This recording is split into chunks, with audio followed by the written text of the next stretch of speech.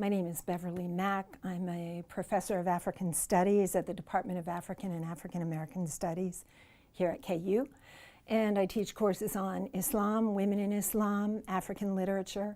My PhD is in African literature, but my research has been with Muslim women for the past 25 years.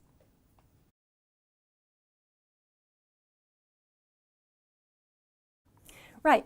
Well, a lot of introduction to Islam texts go through the pillars of Islam and the precepts of faith and those sorts of things. But I think the two most important things to know about Islam, which I explain to my students in my introductory classes, have to do with the ideal of equality and with the importance of the pursuit of knowledge. So one of the radical notions about Islam in the 7th century was that it promoted equality among all people.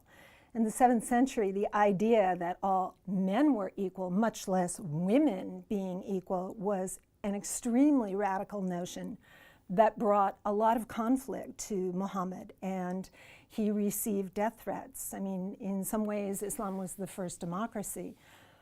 This was an ideal. It didn't actually happen immediately or even eventually, because it's, I guess, a bit against the grain of human nature.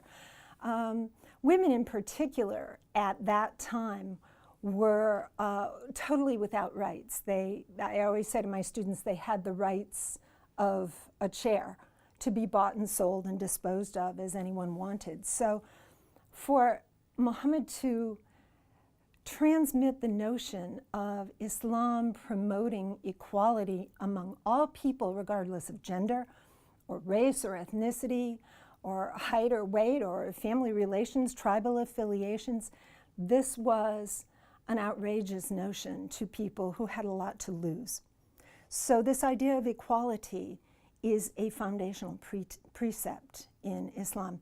The other notion, the importance of the pursuit of education, pursuit of knowledge is the way I should put it, comes from the very first revelation in which the angel Gabriel commanded that Muhammad read and recite. The angel said, "Ikra," read and recite in the name of your God who created you, who taught you the use of the pen.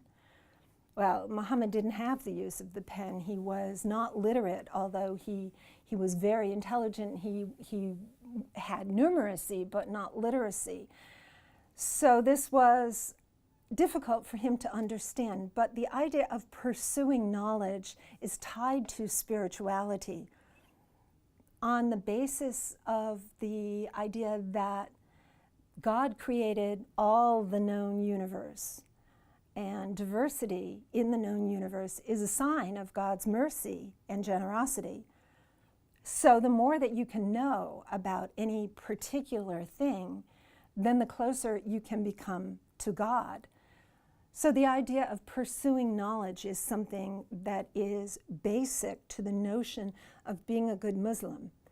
This whole 21st century notion that in Islam women don't get a chance to be educated is totally apart from what Islam in the ideal likes to foster. And the notion that women should not be educated may be a cultural, paternalistic notion, but it is not tied to the ideal of Islam.